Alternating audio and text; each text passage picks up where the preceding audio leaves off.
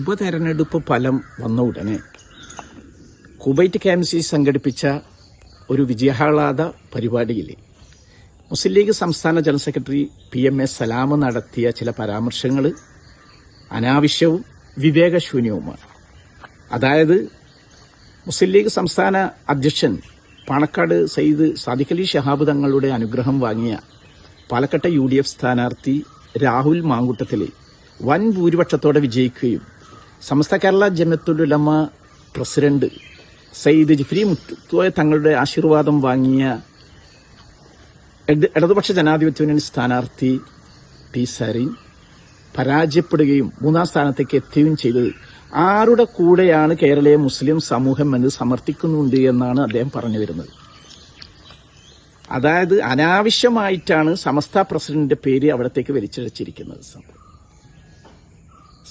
ഏത് നേതാവ് അല്ലെങ്കിൽ ആര് വന്നാലും തന്നെ അവരെ ആശീർവദിക്കാനും സ്വീകരിക്കാനും തയ്യാറുള്ളവരാണ് ഈ നേതാക്കന്മാരെല്ലാം തന്നെ. അതിലാരും തന്നെ രാഷ്ട്രീയം കാണാറില്ല. ഇവരവസരം കിട്ടിയപ്പോൾ ഒരു വൈരാഗ്യ ബുദ്ധിയോടുകൂടിയാണ് ജിഫ്രി മുത്തുക്കോയ തങ്ങളുടെ മേലെ കുതിര കയറിയിരിക്കുന്ന സംഭവം. ഇത് വളരെ അപലപനീയമായതാണ്. ഇത് സമസ്തയെ വല്ലാതെ ചൊടിപ്പിച്ചിട്ടുണ്ട് എന്ന് അവരുടെ വാക്കുകളിൽ നിന്ന് മനസ്സിലാവുന്നുണ്ട്. അതുമാത്രമല്ല, സമസ്തയുടെ മുഖപത്രമായ സുപ്രഭാതത്തിനെതിരെയും തിരിഞ്ഞിട്ടുണ്ട്. അതായത് സുപ്രഭാതത്തിൽ സരിന് വേണ്ടി പരസ്യം വന്നതുകൊണ്ട് തന്നെ കേരളീയ മുസ്ലിം സമൂഹത്തിന്റെ പത്രം ഏതാണ് അല്ലെങ്കിൽ അവർ ഏത് പത്രത്തിനോടൊപ്പമാണ് എന്ന് തെളിയുന്നുണ്ടെന്നും പറഞ്ഞിരിക്കുക. പക്ഷേ സമസ്തയ്ക്ക് സഹിക്കാൻ പറ്റുന്നതിലപ്പുറമാണ്. അതുകൊണ്ട് തന്നെ ഇന്നലെ രാത്രി ഇത്തരമൊരു പ്രസ്താവന വന്നിട്ട് 1 മണിക്കൂർ കഴിഞ്ഞപ്പോൾ തന്നെ സമസ്ത പ്രസ്താവന ഇറക്കിയിരിക്കുക. സുന്നത്ത് ജമാഅത്തിനെതിരെ മുസ്ലിം ലീഗ് വേദി ഉപയോഗപ്പെടുത്തി നിരന്തരം സലഫിയാശം പ്രചരിപ്പിക്കുന്നത് കയ്യും കെട്ടി നോക്കി നിൽക്കാനാവില്ല എന്നാണ് സമസ്ത പറഞ്ഞിരിക്കുന്നത്. അത് മാത്രമല്ല, ലീഗ് പ്രസ്ഥാനത്തെയും സമസ്തയും പരസ്പരം അകറ്റി സലഫിസം നടപ്പാക്കാനുള്ള തൽപരകക്ഷികളുടെ ശ്രമത്തെ ചെറുത്തു തോൽപ്പിക്കുക തന്നെ ചെയ്യുമെന്നും അബ്ദുസ്സമദ് പൂക്കോട്ടൂർ അടക്കമുള്ളവർ ഒപ്പിട്ട പ്രസ്താവനയിൽ പറയുന്നുണ്ട്.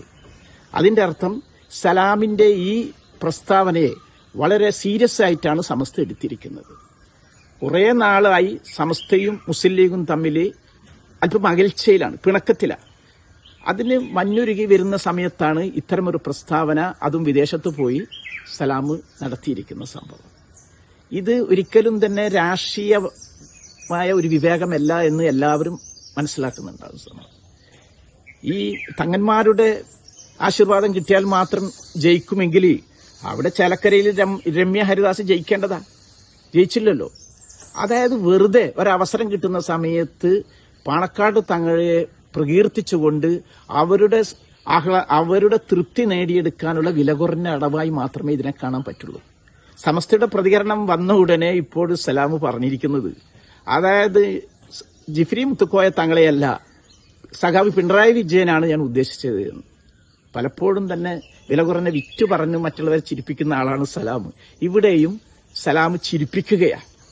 യഥാർത്ഥത്തിൽ ഇതൊന്നും തന്നെ കേരള രാഷ്ട്രീയത്തിൽ ആരും തന്നെ മാന്യമായ ഒരു സ്വഭാവമായിട്ട് കണക്കാക്കില്ല.